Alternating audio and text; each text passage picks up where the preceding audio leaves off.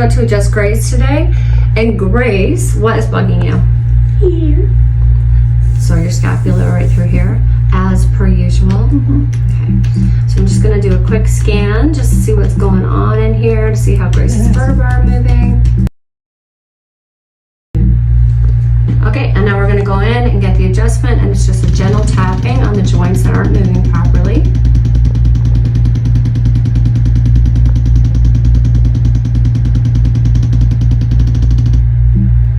Also good.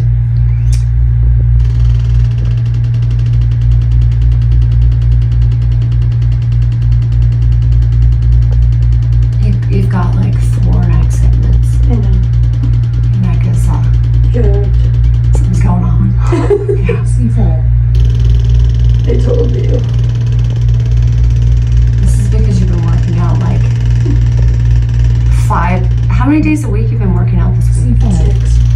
6 days. That's too much. It's too many times to work out 6 days a week. Okay, and that's it. Thank you so much.